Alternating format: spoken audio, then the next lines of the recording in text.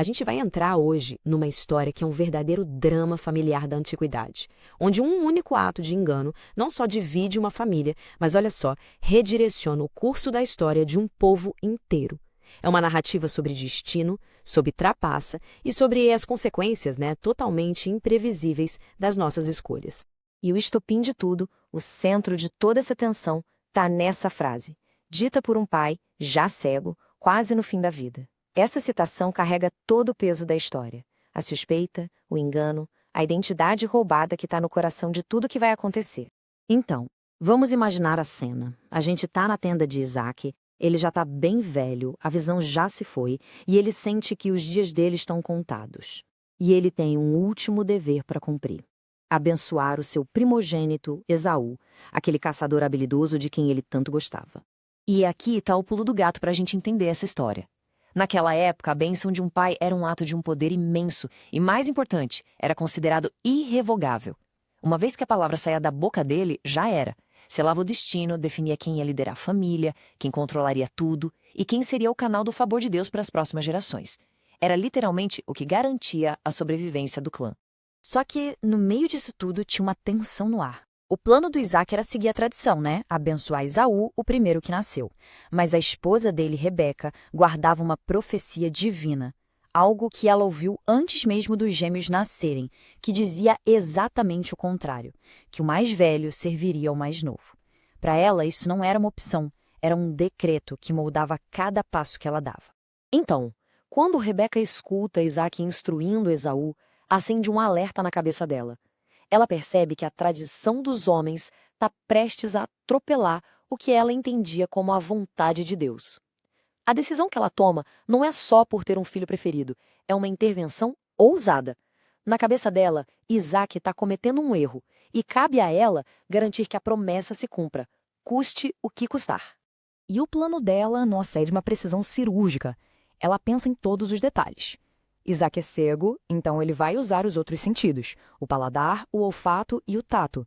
Então ela prepara a comida favorita dele, usa as roupas do Esaú para pegar aquele cheiro do campo e, a parte mais genial, usa peles de cabrito para imitar os braços peludos do Esaú. Mas o Jacó, ele trava.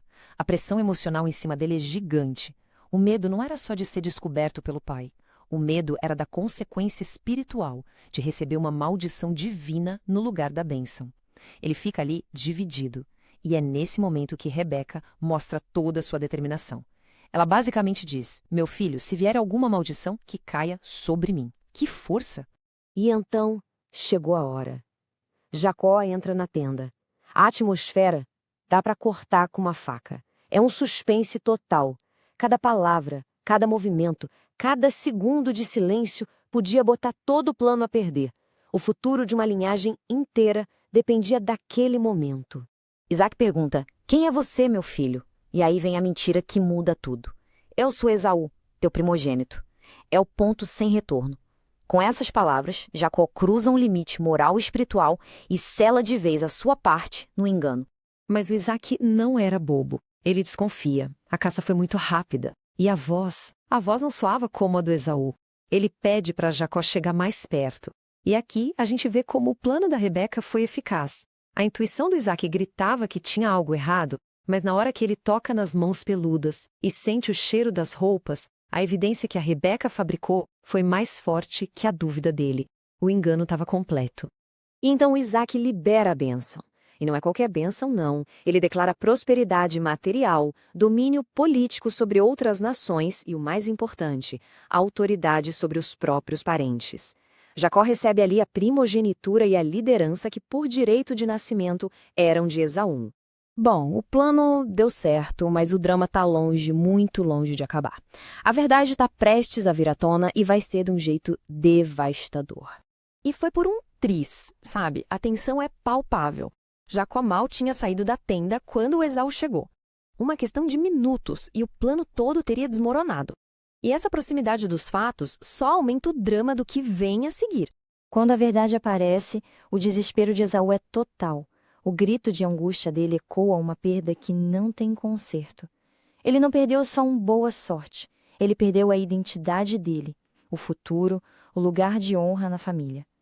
Ele implora por qualquer migalha de bênção que tenha sobrado, mas a principal, essa já tinha sido dada. A partir daí, a situação vira uma bola de neve. A descoberta leva ao desespero, o desespero vira ódio e o ódio termina numa ameaça de morte. Em questão de horas, a família implodiu. O mesmo engano que deveria garantir um futuro, agora força Jacó a se tornar um fugitivo. Mas essa não é só a história de uma fuga. É, na verdade, o começo da verdadeira jornada de Jacó. Ele sai de casa não como um herói, mas como um trapaceiro foragido. Só que ele leva consigo uma benção poderosíssima que vai moldar todo o futuro dele e toda a sua transformação espiritual. E isso tudo faz a gente pensar numa questão bem complexa, né? A história não passa a mão na cabeça do engano, mas usa o engano como um veículo. Ela mostra como um propósito divino, lembra da profecia? O mais velho servirá ao mais novo, acaba se cumprindo não apesar, mas através do favoritismo, das mentiras, das traições humanas. Então, o ponto central é este. A história mostra as consequências dolorosas das nossas falhas. O filho preferido de Isaque, a manipulação de Rebeca, o engano de Jacó, tudo isso gerou uma dor imensa. Mas no meio dessa confusão toda, um propósito maior continuava se movendo. Esse ato de engano não é o fim da história de Jacó. Pelo contrário, é o ponto de partida para uma vida de encontros com Deus, de muita luta e, finalmente, de transformação. A bênção foi roubada, é verdade, mas a jornada estava só começando.